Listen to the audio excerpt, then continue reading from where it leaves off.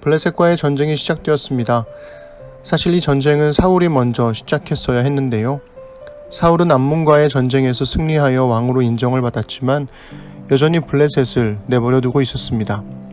블레셋이 워낙 강력했으니까요. 하지만 이스라엘의 승리는 결코 강력한 군 세력에 있지 않았습니다. 언제나 하나님을 신실하게 믿고 의지하는가에 달려 있었죠. 하지만 사울은 두려워서 피해왔고 지금도 여전히 두려워하고 있습니다. 반면 사울의 아들 요나단은 달랐습니다. 그는 블레셋의 수비대를 공격했고 그로 인해 전쟁이 시작되었습니다.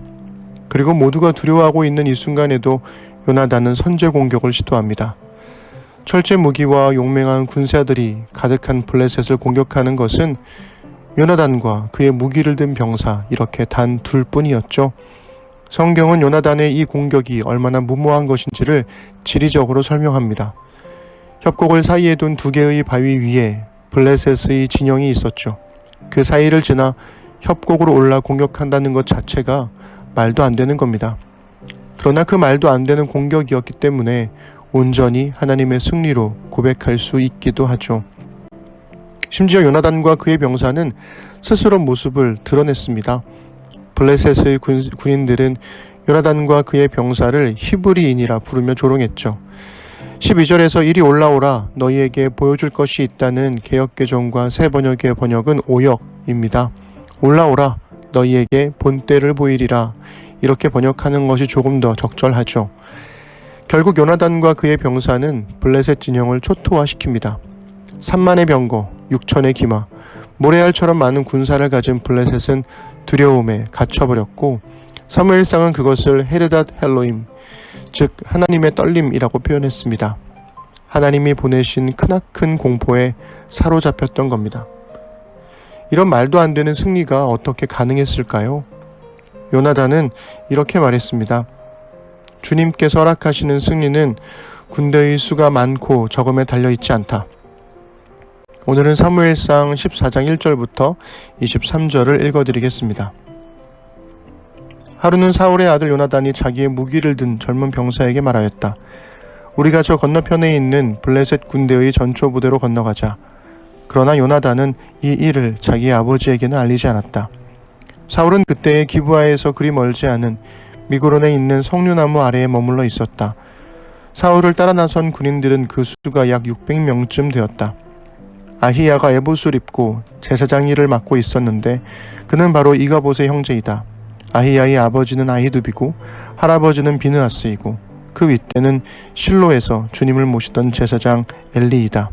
그들 가운데 아무도 요나단이 떠난 것을 알지 못하였다. 요나단이 블레셋 군대의 전초 부대로 들어가려면 꼭 지나야 하는 길목이 있었는데 거기에는 양쪽으로 험한 바위가 있었다. 한쪽 바위의 이름은 보세스이고 다른 한쪽 바위의 이름은 세네이다.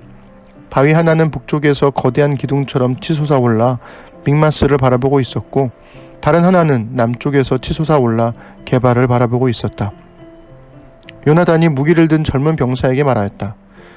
저 할례받지 않은 이방인의 전초부대로 건너가자. 주님께서 도와주시면 승리를 거둘 수도 있다. 주님께서 허락하시는 승리는 군대의 수가 많고 적음에 달려있지 않다. 그의 무기를 든 병사가 대답하였다. 무엇이든 하시고자 하는 대로 하십시오. 무엇을 하시든지 그대로 따르겠습니다. 요나단이 말하였다.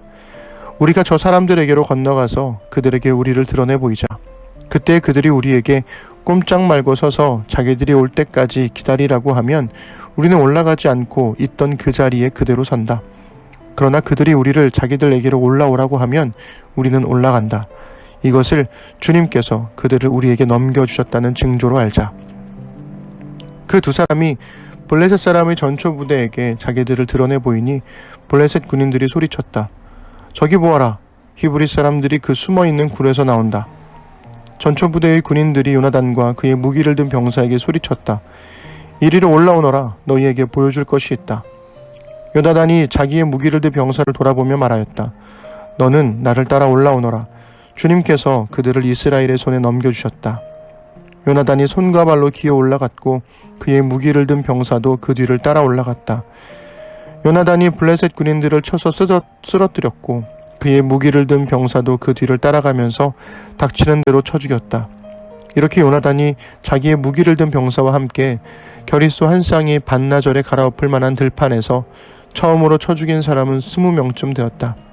이때 블레셋 군인들은 진 안에 있는 군인들이나 싸움터에 있는 군인들이나 전초부대의 군인들이나 특공대의 군인들이나 모두가 공포에 떨고 있었다. 땅마저 흔들렸다. 하나님이 보내신 크나큰 공포가 그들을 휘감았다. 베냐민 지역의 기브아에서 망을 보는 사울의 파수꾼들이 건너가다 보니 수많은 블레셋 군인들이 아우성을 치며 이리저리 몰려다니고 있었다. 그러자 사울이 자기와 함께 있는 군인들에게 명령하였다. 우리 가운데서 누가 빠져나갔는지 조사하여 밝혀내어라. 사람들이 조사하여 보니 요나단과 그의 무기를 드는 병사가 없었다. 그러자 사울은 아히야에게 하나님의 궤를 가지고 오라고 말하였다. 그때에는 하나님의 궤가 이스라엘 자손과 함께 있었다. 사울이 제사장에게 말을 하고 있는 동안에 블레셋 진영에서 일어난 아우성 소리가 점점 더 크게 들려왔다. 그래서 사울은 제사장에게 궤를 가지고 오지 말라고 말하였다. 사울과 그를 따르는 온 백성이 함께 함성을 지르며 싸움터로 달려가 보니 블레셋 군인들이 칼을 뽑아들고 저희끼리 서로 정신없이 쳐 죽이고 있었다. 블레셋 사람들 편을 들어 싸움터에게까지 나왔던 히브리 사람들도 이제는 돌이켜서 사울과 요나단이 지휘하는 이스라엘 편이 되었다. 또 전에 에브라임 산간지방으로 들어가 숨었던 이스라엘 사람들도 블레셋 사람들이 지고 달아난다는 소식을 듣고 모두 뛰어나와 블레셋 군인들을 뒤쫓으며 싸웠다. 그날 주님께서 이렇게 이스라엘을 구원하셨다. 전쟁은 벳아웬 너머에까지 번졌다. 요나단이 용기를 내어 치열하게 싸우는 동안 사울 왕은 뭐하고 있었을까요? 14장의 본문은 요나단과 사울의 모습을 번갈아 묘사하면서 둘의 생각과 행동을 비교해 줍니다. 요나단이 공격을 계획하고 있었을 때 사울은 겁에 질린 600명의 군사들과 석류나무 아래에 머물러 있었습니다. 그런데 특이하게도 아히야 제사장이 에봇을 입고 사울의 곁에 있었다는 정보를 알려줍니다. 아히야는 엘리의 후손이었습니다. 즉 사무엘이 사울을 버리자 사울은 아히야를 제사장으로 곁에 두고 하나님의 뜻을 묻는 역할을 맡겼던 거였죠. 제사장이 입던 에봇은 바로 하나님의 뜻을 물을 때 입곤 했거든요.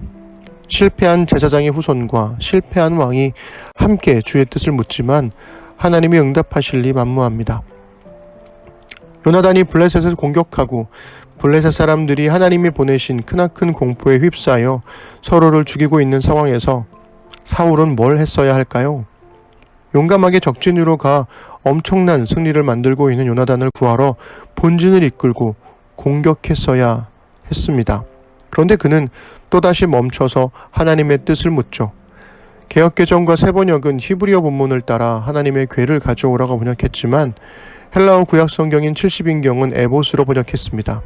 문맥상 기럇 여아림에 있어야 할 하나님의 궤가 지금 기브아에 있을 이유가 없다는 판단 때문일 겁니다. 하지만 왠지 사울이라면 승리를 위해 이미 하나님의 궤를 기브아로 옮겨왔을지도 모르겠습니다. 그런데 흥미로운 건 하나님의 뜻을 묻기 위해 궤를 가져오라고 말하는 중에 블레셋 진영에서의 소리가 더욱 크게 들리자, 즉 누가 봐도 승리가 확실해지는 것이 보이자 궤를 가져올 필요 없다고 말하고 그제서야 블레셋 진영으로 달려가죠. 사실 이쯤 되면 사울과 그의 군대가 없었어도 전쟁은 이미 승리로 끝난 셈입니다.